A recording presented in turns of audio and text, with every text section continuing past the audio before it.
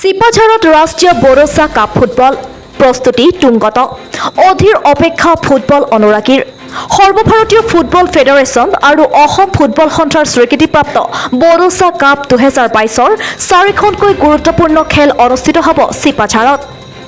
চিপাঝাৰৰ সাতহলী গ্ৰাম্য ক্ৰীড়া সন্থাৰ ষ্টেডিয়ামত চলিছে যুদ্ধকালীন প্ৰস্তুতি।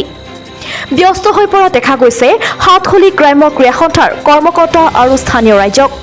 সাতহলীত হ'বলগীয়া চতুৰ্দশ বাৰ্ষিক বড়োচা কাপৰ খেলকেইখনত চিপাঝাৰৰ সকলো ফুটবল প্ৰেমীৰ সহযোগিতা কামনা কৰিছে সাতহলী গ্ৰাম্য ক্ৰীড়া সন্থাৰ কৰ্মকৰ্তাসকলে। চিপাঝাৰৰ পৰা মহম্মদ ইন্দানুল হকৰ ৰিপৰ্ট, অৰুণোদয় অসম।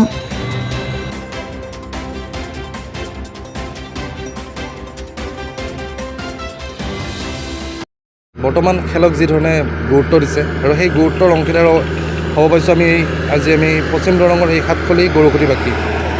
মানে আপোনালোকে জানে ৰাষ্ট্ৰীয় পৰ্যায়ৰ খেল এই যি বড়োচা কাপ, তাৰে 14 সংখ্যক খেলৰ কিছু খেল আমাৰ এই খেলপথাৰত অনুষ্ঠিত কৰিব, যিটো আমাৰ বাবে অতি গৌৰৱৰ বিষয়। আৰু তাৰ কাৰণে আমাৰ এই গৰুসুতি বা সাতখলীৰ যি খেলপ্ৰেমী ৰাইজ আছে, আজি সমূহ ৰাইজ ওলাই আহিছে, একত্ৰিত হৈছে। আপোনালোক দেখিছে ফিল্ডৰ চাফ চাফাই কামৰ পৰা ফিল্ডৰ সম্পূৰ্ণৰূপে খেলৰ বাবে সাজু কৰাত ব্যস্ত হৈ আছে।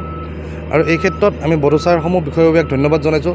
তেওঁলোকে দৰঙৰ ভিতৰত আমাৰ এই খেলপথাৰখনক উপযুক্ত খেলপথাৰ হিচাপে বাছি লোৱাৰ বাবে। আৰু এই খেলপথাৰৰ আয়োজকৰ সমিতিৰ সভাপতিৰ দায়িত্বত আছে সন্মানীয় চিপাঝাৰ সমষ্টিৰ বিধায়ক মহোদয়, তেখেতকো আমি ধন্যবাদ জনাইছোঁ। তেখেতৰ প্ৰচেষ্টাৰ বলতে হয়তো আমি এই খেলখন লাভ কৰিবলৈ সক্ষম হৈছোঁ। আৰু আমি আশা কৰিছোঁ এই খেলখনে আমাৰ এই অঞ্চলটোক এটা মাত্ৰা প্ৰদান কৰিব। আমাৰ খেলৰ ক্ষেত্ৰত এই সাতখলী গৰুসুতি ঠাইডোখৰ আগৰে পৰাই আগবঢ়া, কিন্তু ইয়াৰ উপযুক্ত সা সুবিধাৰ অভাৱ আছিল। আৰু এনেকুৱা ধৰণৰ ৰাষ্ট্ৰীয় পৰ্যায়ৰ এখন খেলে আমাৰ ইয়াত লুকাই থকা আমাৰ যিসকল খেলুৱৈৰ সুপ্ত প্ৰতিভা, সেইসমূহ বিকাশ কৰাটো আমি এই সুবিধা বুলি আশা কৰিছোঁ।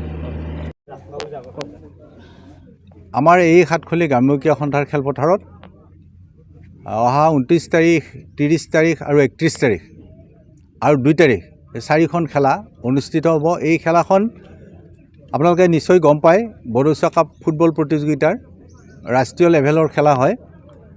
আৰু আমি বিশেষকৈ সাতখলী গ্ৰাম্য ক্ৰীড়া সন্থাৰ উদ্যোগত আৰু বড়োচা কাপ স্পৰ্টছ এছ'চিয়েশ্যনৰ সহযোগত আমি ইয়াতে খেলাখন অনুষ্ঠিত কৰিবলৈ ওলাইছোঁ। আৰু আপোনালোকে দেখিছেই আমি ৱাৰ ফুটিং লাইনত আমি কাম কৰি আছোঁ। খেলৰ যিখিনি নেকি আনুষংগিক কথা, বিশেষকৈ খেলপথাৰৰ উন্নয়ন আৰু বিভিন্ন ক্ষেত্ৰত গেলাৰী বা চাফ চিকুণ, এই সকলোবিলাক আমি ইয়াতে আৰম্ভ কৰিছোঁ। আৰু আশা ৰাখিছোঁ আমাৰ এই অঞ্চলৰ ৰাইজে ইয়াত এখন সুন্দৰ ৰাষ্ট্ৰীয় পৰ্যায়ৰ খেল উপভোগ কৰিবলৈ পাব। আৰু আমি ক'বলৈ পাই সুখী হৈছোঁ যে এই খেলখন আমাৰ অসমৰ 16খন ডিষ্ট্ৰিক্টত হ'ব। আৰু 14তম বড়োচা কাপ ফুটবল প্ৰতিযোগিতাৰ এই খেল হয়। আৰু বিশেষকৈ দৰং জিলাৰ ভিতৰত আমাৰ ইয়াতেই খেলখন অনুষ্ঠিত হ'ব, পোনপ্ৰথমবাৰৰ বাবে ইয়াতে অনুষ্ঠিত হ'ব। আৰু আমি আশা ৰাখিছোঁ, আপোনালোকৰ যোগেদি আমি আহ্বানো জনাইছোঁ সকলোকে, যে সকলোৱে আহি খেল উপভোগ কৰিব। আৰু আমাৰ এই অঞ্চলৰ যিহেতু খেলৰ প্ৰতি ফুটবলৰ প্ৰতি আমাৰ যথেষ্ট ৰাইজৰ এটা আছে, অনুৰাগ এটা আছে, আৰু ভাল পায় ফুটবলক। আৰু আমাৰ প্ৰিয় খেল ফুটবলেই হয় ইয়াৰ। গতিকে আমি আহ্বান জনাইছোঁ সকলোকে যে অহা 29, 30, 31 আৰু 2 তাৰিখে সকলোৱে আহি আমাৰ ক্ৰীড়া সন্থাৰ খেলপথাৰত আহি উপস্থিত হওক আৰু তেওঁলোকে খেল উপভোগ কৰিব বুলি আমাৰ ফালৰ পৰা অনুৰোধ আছে। আমাৰ ইয়াত 4টা দলে অংশগ্ৰহণ কৰিব। লীগ পৰ্যায়ৰ আমাৰ 3খন খেল হ'ব। সেই 3টা দল বাহিৰৰেই হ'ব, আমাৰ লোকেল দল, দৰঙৰ দল নহয়, বাহিৰৰ দল হ'ব। এয়া বিশেষকৈ আমাৰ অৰুণাচলৰ দল এটা থাকিব, তাৰপিছত শোণিতপুৰৰ দল এটা থাকিব, আৰু মাজুলীৰ দল এটা থাকিব।